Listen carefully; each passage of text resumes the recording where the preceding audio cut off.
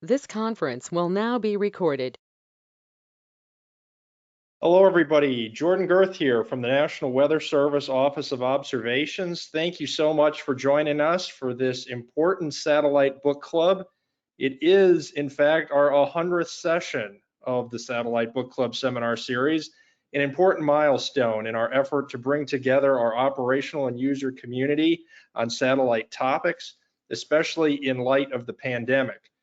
Today's presentation title is the May 18th, 2021 Long Track Tornadic Permian Basin Supercell by Brian Curran, the Science Operations Officer, and Devin Chehak, the meteorologist from the Weather Service Forecast Office in Midland, Texas. In a few moments, we will have some remarks from John Murphy and Pam Sullivan. While they are speaking, we'll play a slideshow that highlights all of the first 100 Satellite Book Club seminar series sessions. You'll see from the slides what a broad set of presenters and topics we've had from across the community. If you're interested in presenting at a future Satellite Book Club as part of our next 100, please contact us and we'd be happy to schedule you. At this time, we'll have two special guests to kick off this 100th session of the book club. John Murphy, Weather Services Chief Operating Officer, and Pam Sullivan, the GOES-R GeoXO System Program Director, are with us today.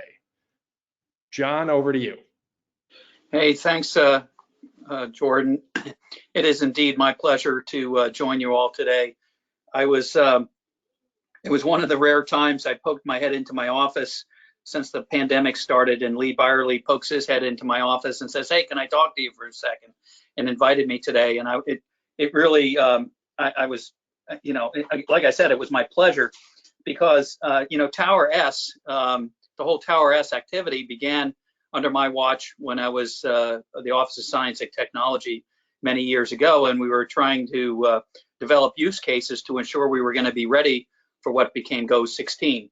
So it's great to see that the energy in improving R2O, really, bringing the researchers, the developers, the users together in a forum is alive and well, and you guys are doing great. And so I know you didn't come to hear me talk. You came to hear from some of the users from Midland who are going to tell you about how they're using GOES imagery in their talk.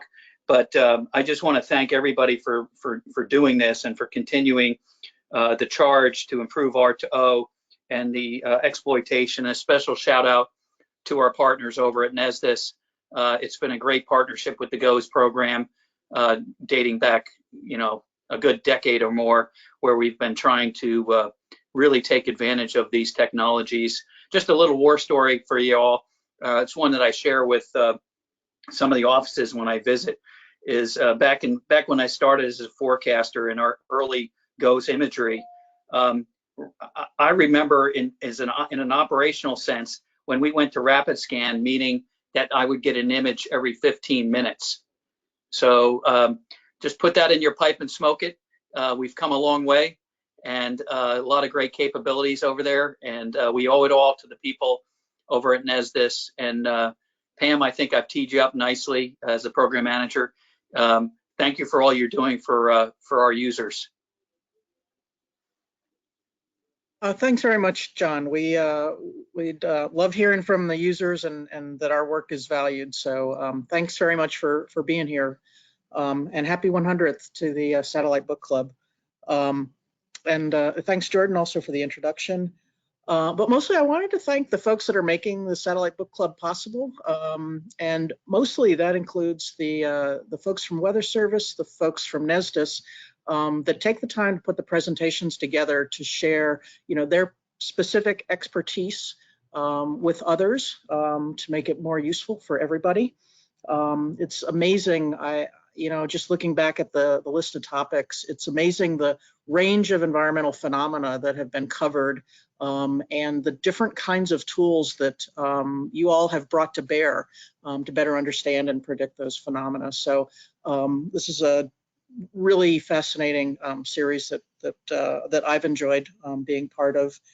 And also, in addition to the interest, I will say I think what may not be obvious for the Weather Service folks is, but it's really helpful for us on the NESDIS side when we hear Weather Service folks talk about how they use the GOES products.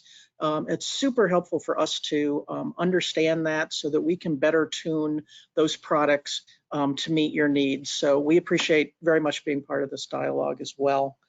And lastly, I just want to say thanks to the Satellite Book Club team, Kashad Ballman, David Blutis, Lee Byerly, Tristan Clintworth, and Joe Zajic for their work in establishing the Satellite Book Club. So go Satellite Book Club. Here's to 1,000 more.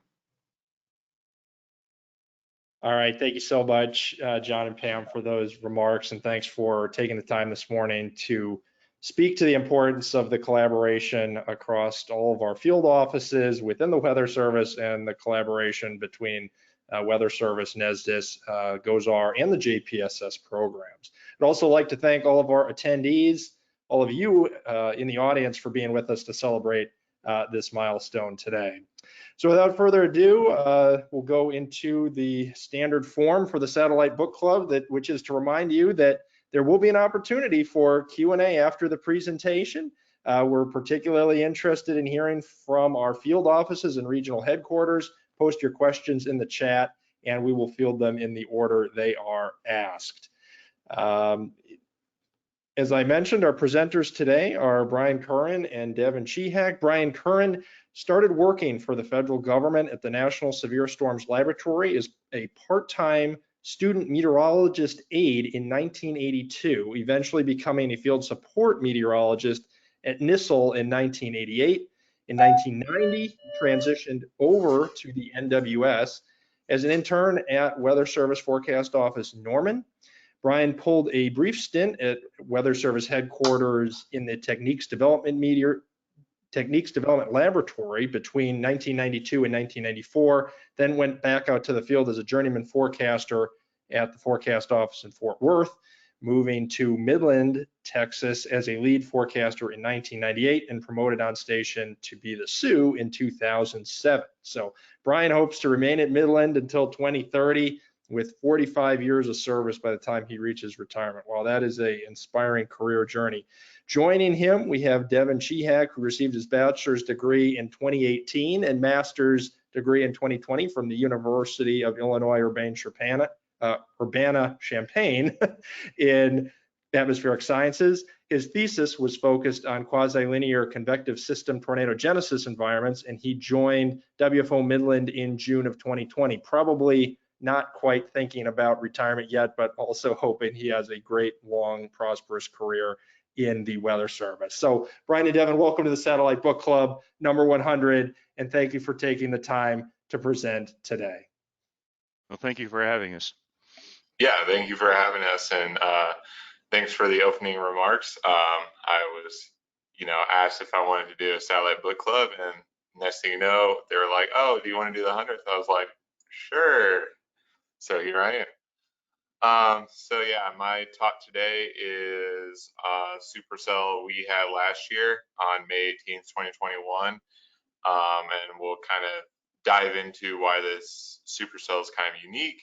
And as the title suggests, it was very long track and tornadic across the Permian Basin here in West Texas. Next slide, please. So this kind of presented what is probably a fairly common forecast challenge, especially during severe weather season, is having more organized severe weather than you originally forecast. Only a marginally supportive environment, but then next thing you know, you're getting a lot of severe weather, and you're not necessarily as prepared for that. So kind of going to dive into that forecast challenge and kind of some ways we can improve on that and be more prepared for more severe weather than originally forecast. Next slide, please. So to start this off, we had a bunch of morning convection in Midland, had a retreating dry line overnight with the Pacific front, kicked off a line of storms that had moved into central Texas by 12Z. And then looking at our morning sounding from 12Z that morning as well, you can really see in the low levels that there's a lot of a strong inversion, a lot of moisture left over from the outflow from the morning convection. So it's going to take a little while before any severe weather is going to be able to occur given that kind of morning sounding. It's going to take a long time to recover. Next slide, please. So kind of just stepping through the outlook for that day. You know, we're southeast New Mexico, West Texas. So looking at the convective outlook, we're only under a marginal risk in terms of categorical. Hail, you know, really only expecting some isolated hail.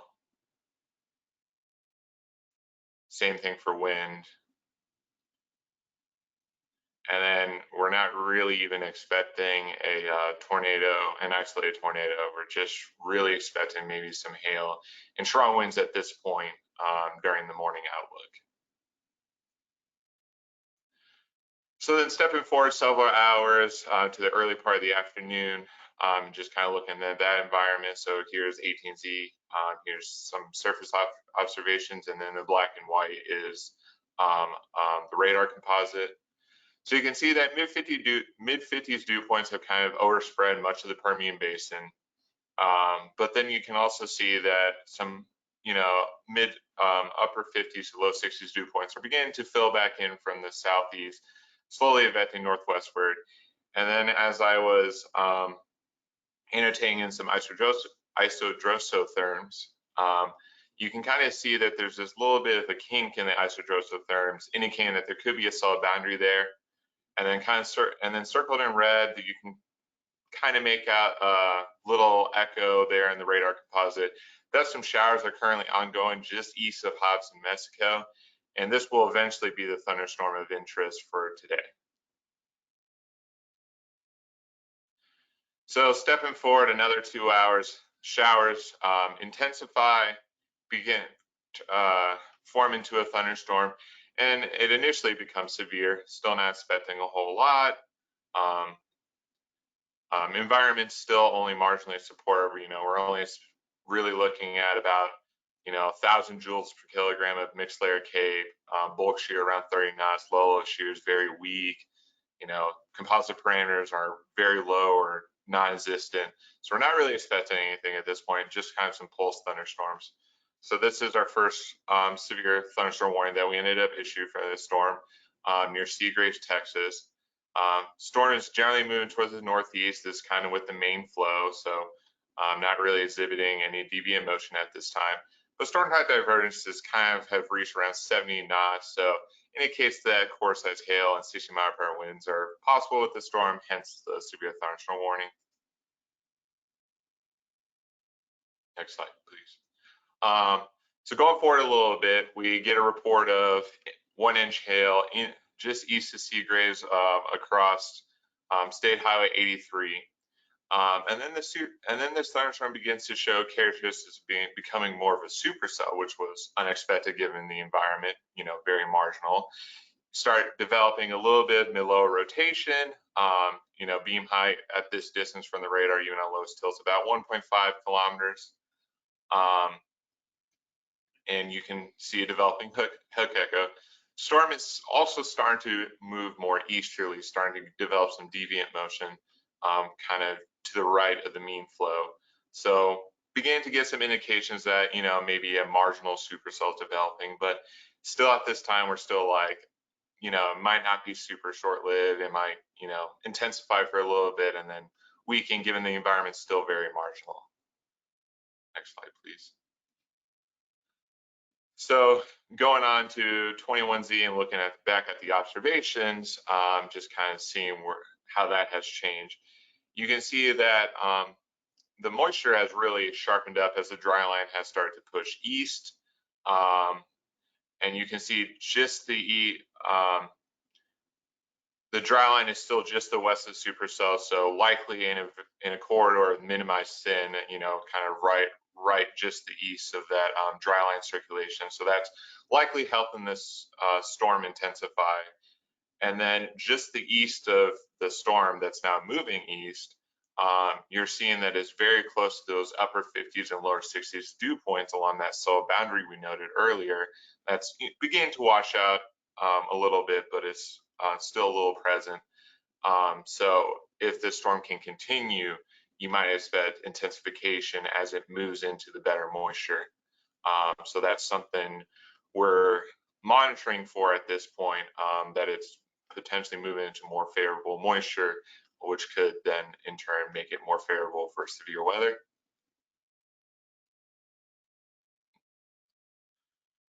So moving forward about another hour, hour and a half, supercells becoming a little bit more robust as it begins to cross into that better moisture, kind of as we were potentially anticipating if it continued.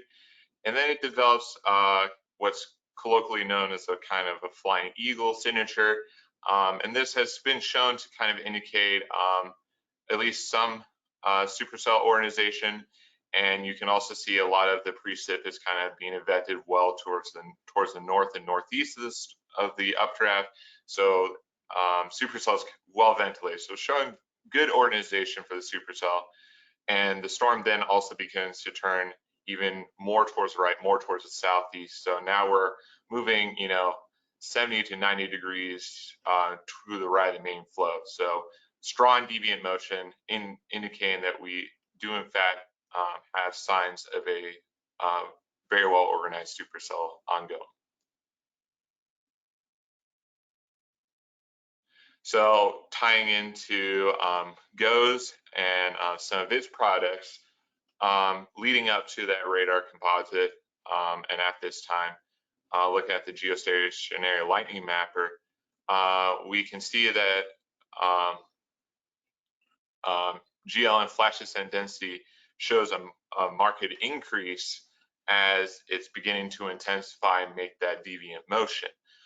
So what this is really indicating is as you're getting this more robust updraft, you're seeing the reflection in the electrical activity. So this is all pointing to a strengthening storm. And then as you see this, little bit of a lightning jump, that also is an indicator, not only the strengthening updraft, but potential severe weather hazards in the short term, potentially increasing hail size, winds, or other severe weather hazards. Can you advance, please? And then similarly, looking at minimum flash area, you can see that there's kind of this concentrated area of electrical activity, again showing your robust updrafts and subsequent downdrafts as the supercells begin to organize and strengthen. And then you also see that there's some weaker signals of minimum flash area kind of to the north and northeast under the anvil of the storm, the expansive anvil of the supercell to the north and northeast of the storm. So kind of tying other tools you can use, if you do have some spotters on the storm, you can then use that to kind of tie all this together about what you're seeing at cloud base. So spotter photos of the supercell showed a large rain-free updraft base as it approached Lamesa, Texas.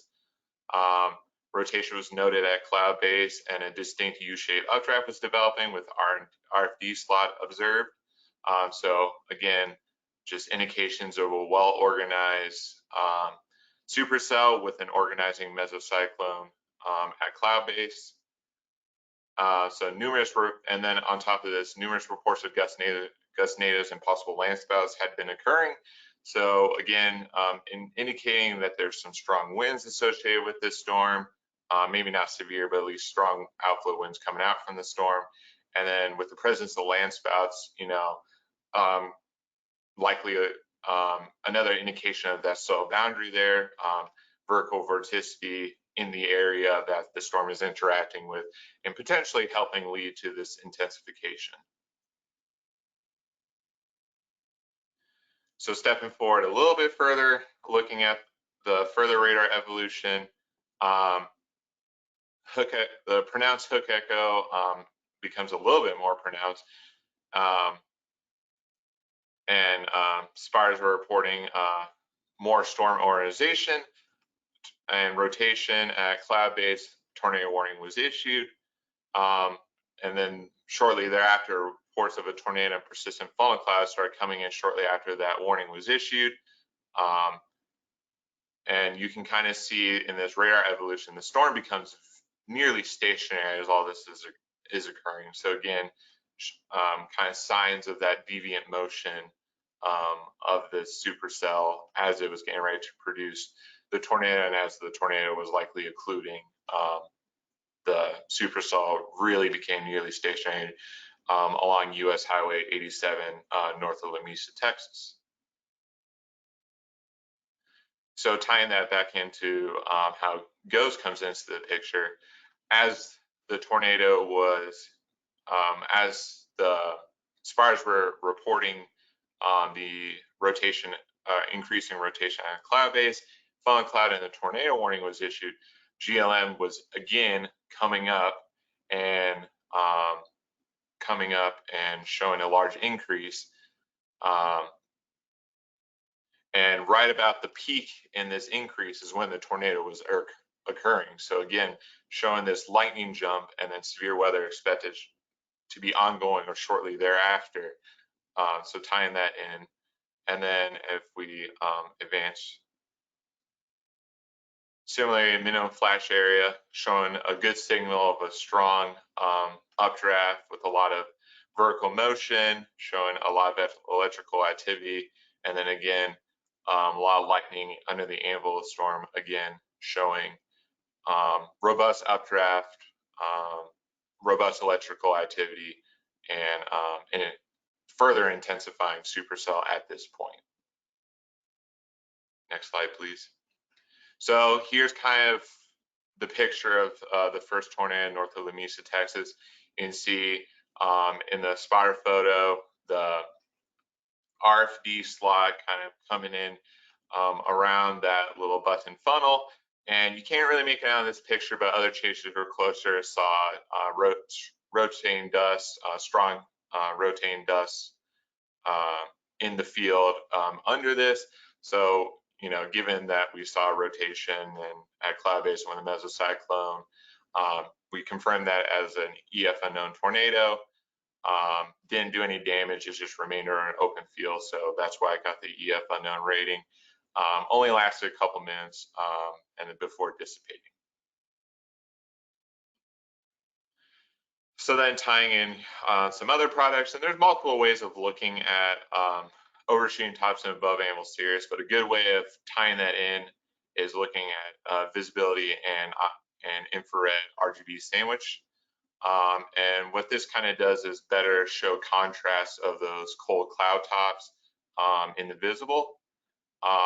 So you can see that early on as the deviant motion developed and as it turned towards the southeast, a pronounced overshooting top developed, and you can even see the above anvil cirrus plume with this storm, and that became more pronounced as the severe weather was occurring and as you were leading up to the tornado.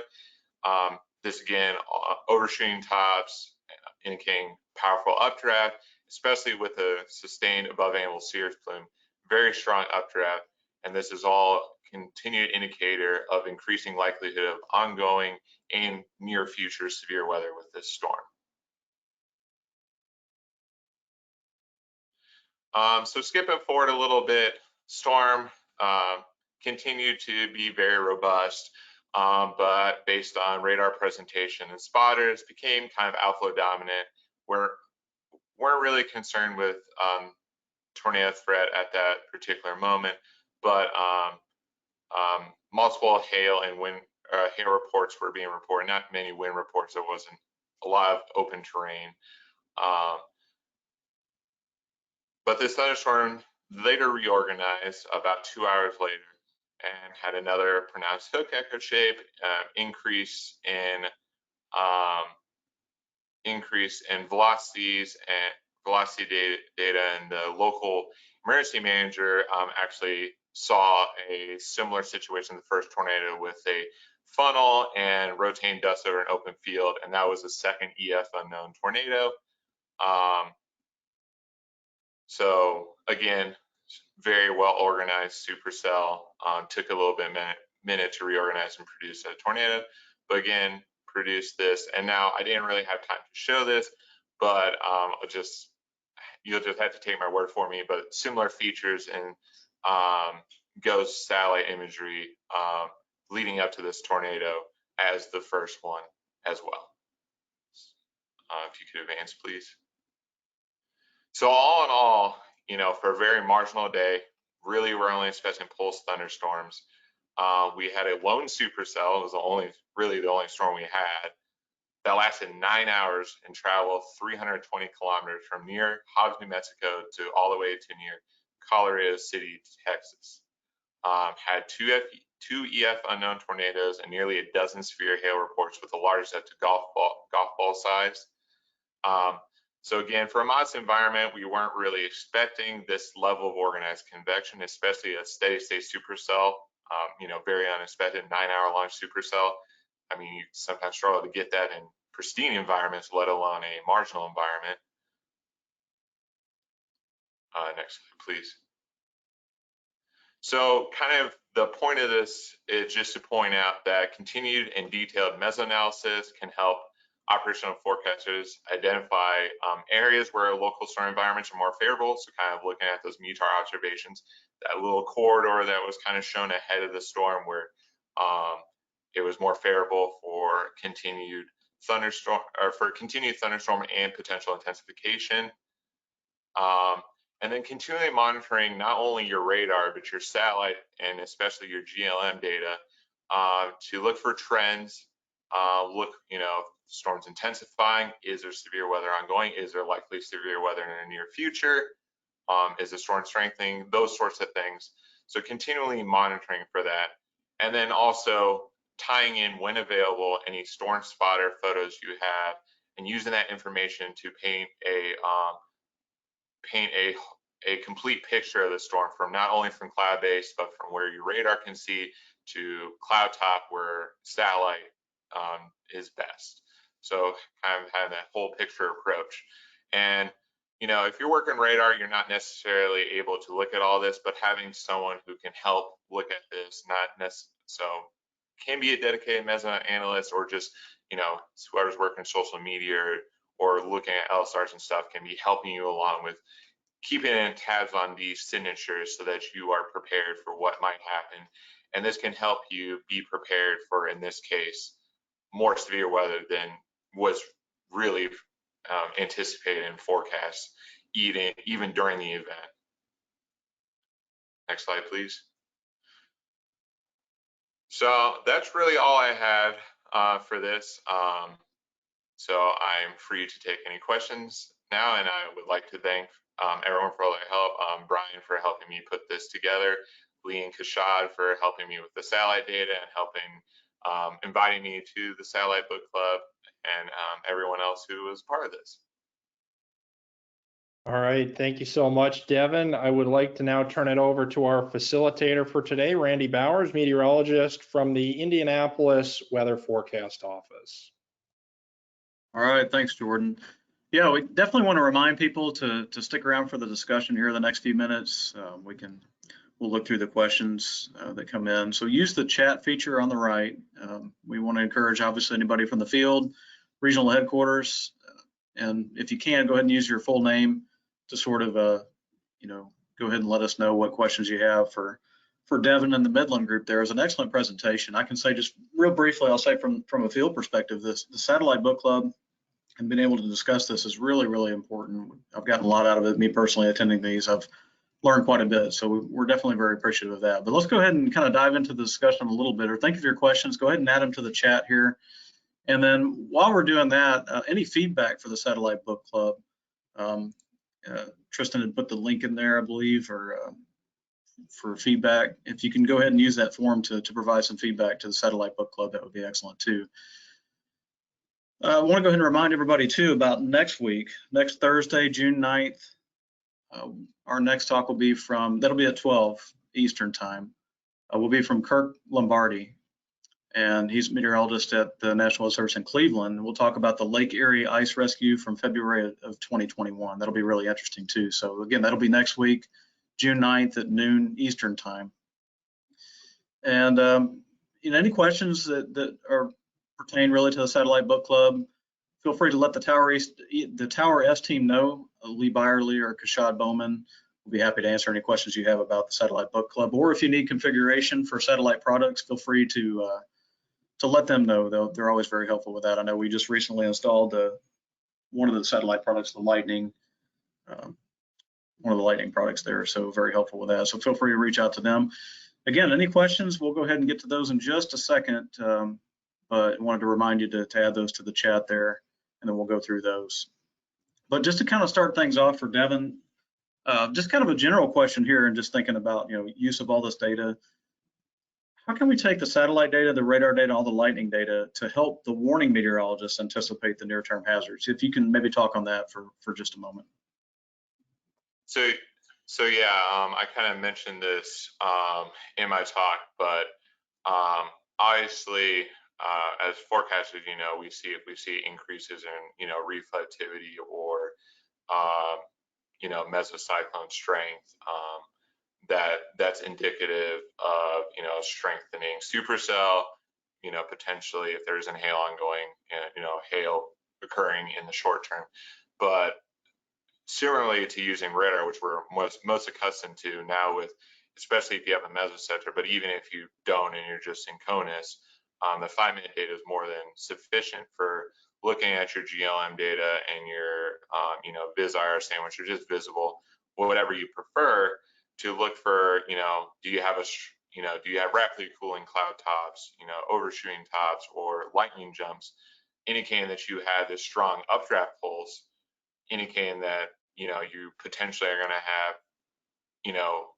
if you don't have hail ongoing, you're going to have potential hail growth, and then that hail will eventually fall out in the near term, so be prepared for that. Or if the environment's not really supportive of hail, you're going to have a lot of rain, and then maybe you're talking about some outflow winds from the storm or similar things to that. So just basically looking for these signatures of rapid intensification of the storm, and then being ready to then, I'm not saying necessarily preemptively, but being ready to pull the trigger on a severe if it's not already out, or upgrade a severe as this is occurring, knowing that in the near future you're going to likely see ground truth of these features you're seeing as you go through in time. Excellent. I think that kind of partially addresses Stephen Goodman's question too about lightning jumps and how that was used for situational awareness and to react in real-time ops. I don't know if you want to comment any more on that, about maybe how much you weighted your decisions based on the lightning jumps. I know you talked about that some in the presentation, but feel free to add a little bit context to that if you want. I did notice some of the questions. Funny story about this. I wasn't actually in the office for this storm. This is kind of like a post-storm analysis. I actually was working over early that morning and the first half of the afternoon, and was let go, was off duty, and I needed to stay awake for my shift the next day. And I was like, oh, what can I do to stay awake? And I saw the storm to the north, this storm, and I decided to go drive at it. So some of these photos are actually mine. I was actually one of the spotters on the storm for then relaying a lot of this information back. So any questions about how this was used in real time, I unfortunately don't have the answer to, because I wasn't there. But I can kind of, looking in post-op and how you can use this in the future in a real-time event, I can kind of, comment in that way. I want to say that I was in the office for this event, and yes, to address a question that was posted by Steve Goodman, the lightning jumps were noted and were part of the data fusion as part of the warning decision process. It was a very interesting case in that this was definitely a border, what I would call a border rider. it latched onto a very tight gradient in theta E. Not shown is some slides that I have personally of some SBC mesoanalysis products, which showed that this storm latched onto a boundary and was ingesting effectively 50 to 100 joules per kilogram of 0 to 1 kilometer storm relative helicity. So this thing was ingesting some modified air. We were unable to use the NOAA 20 overpasses, I believe, because of the extensive cirrus in the wake of the MCS that occurred earlier in the day. So that was not of much use to us, Scott. So I apologize for that. We couldn't really utilize it too much. You know, as well as these derived stability indices. There was a bit of cirrus that was inhibiting our ability to diagnose the pre-storm environment.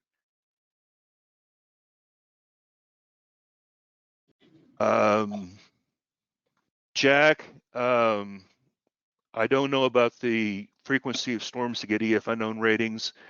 You're right, there is not much in the Permian Basin except for windmills, oil rigs, and oil field workers. So we do get the occasional tornado that does damage.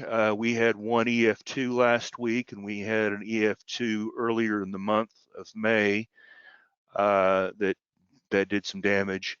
But it's literally hit or miss out here in the wide open spaces of West Texas, southeastern New Mexico. And just to add a little bit to that, the other issue we run into with properly surveying some of these tornadoes is often a lot of this land is private land and gated. So reaching some of these areas where the tornado might have gone through is basically impossible. So that also kind of unfortunately limits our surveys a little bit.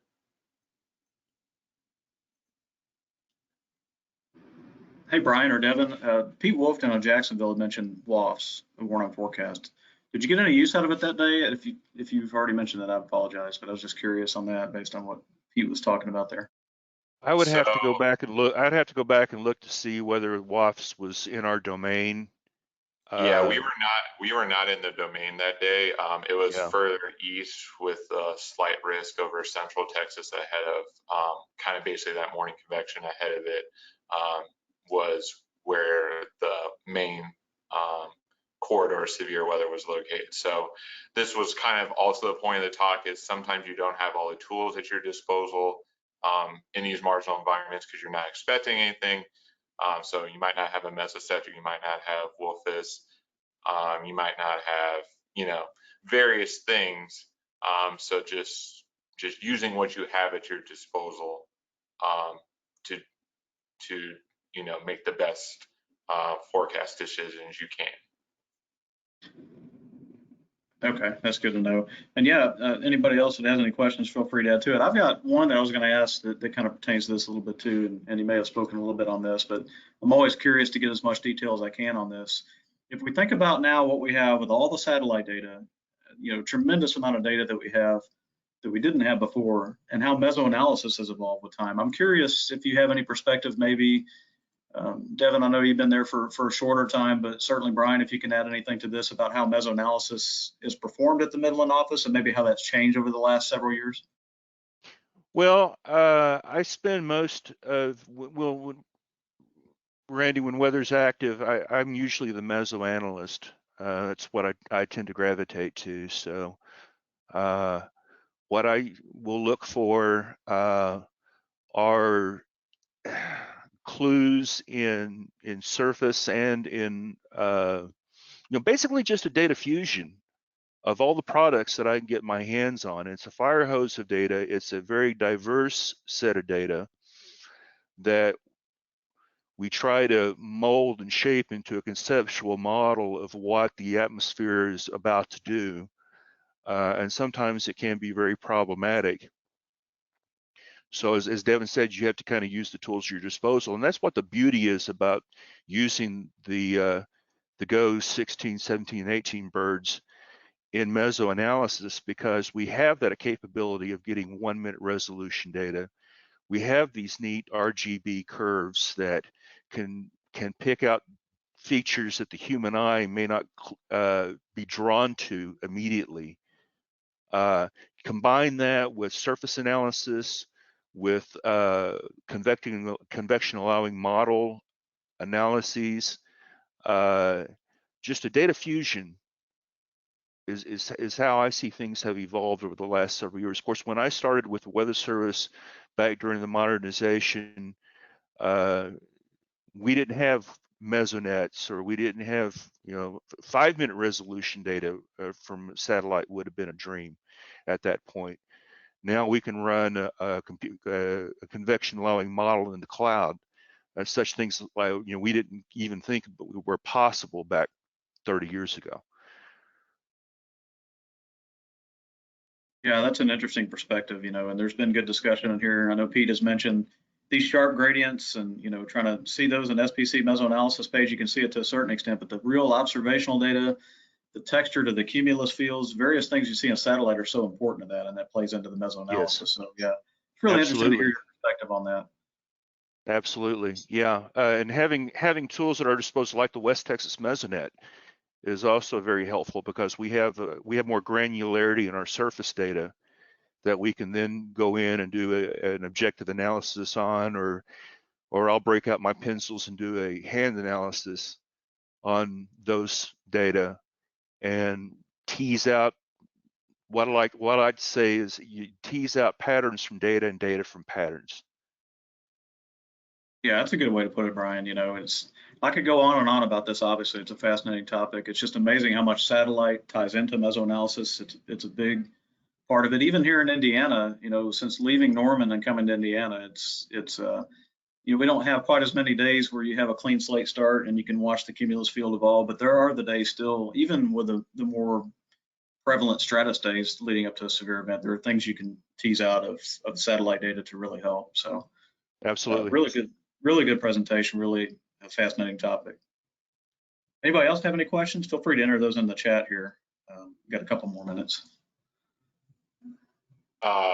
One thing I was going to add that you kind of made me think of when it comes to using satellite data and why the latest set of GOES is so good is your resolution's high enough now that you can really start making out, and your temporal resolution too is high enough now that you can really start seeing the texture and the evolution of these clouds, and that can tell you a lot about what type of cloud it is, what kind of stability you're looking at. Is it destabilizing? If you're looking at a cumulus field, with a bunch of billow clouds, and then you got some HDRs, and then it's becoming more open cell, then you can really see, hey, this is the area that's starting to destabilize. This is where I should expect my first storms. Versus, if you see, you more of your HDRs and stuff, you got maybe another hour or two before that's likely going to destabilize. So being able to, just recognize subtle features like that can really do a lot, especially not only for a warning forecaster, but for a mesoanalyst.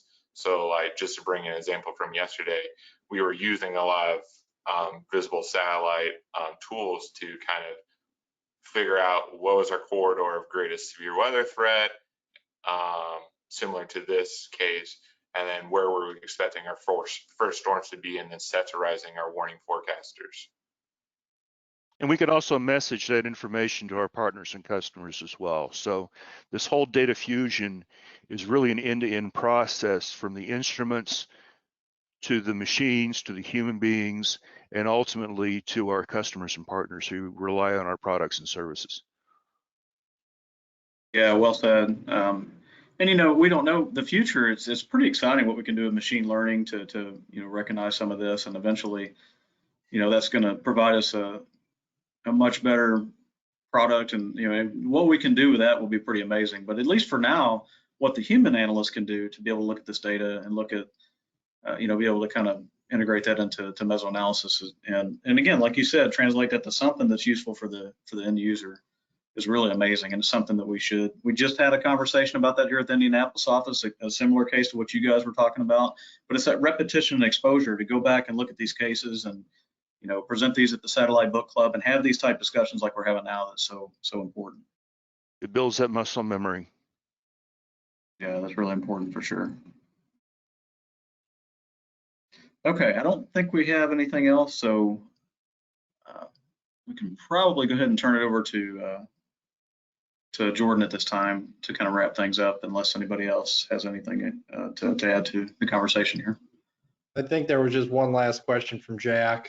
You see there in the chat. If you want to address that one real quick, then we can wrap it up.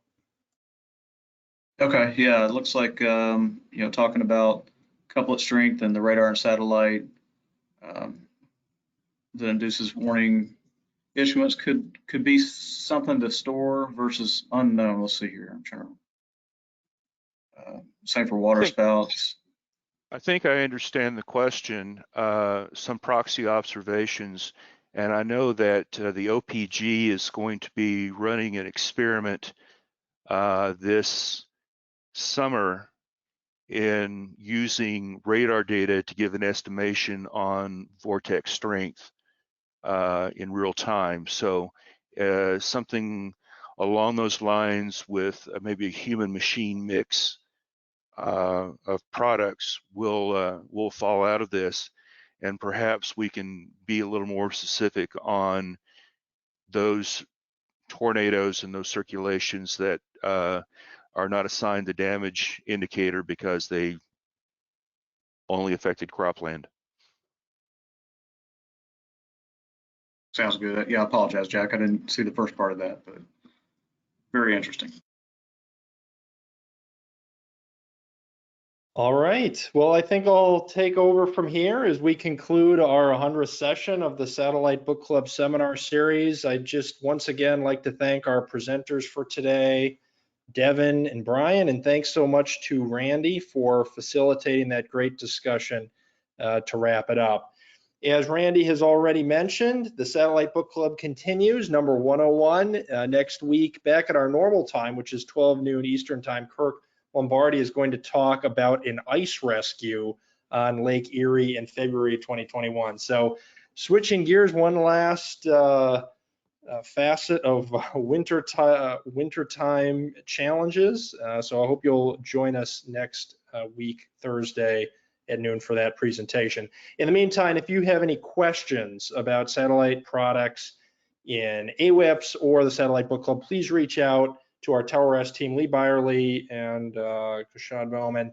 They are able to get you sorted out. So please get in touch with us if you'd like to be a presenter or you're just looking for past Satellite Book Club recordings. We have all of those, as you might have seen, on YouTube. So for those colleagues that aren't able to join us because of shift work, they're out there for you. All right, with that, I'd like to thank all of you for being with us. And of course, thanks to our Tower S team that has organized these book club seminars week after week for the past 2 years.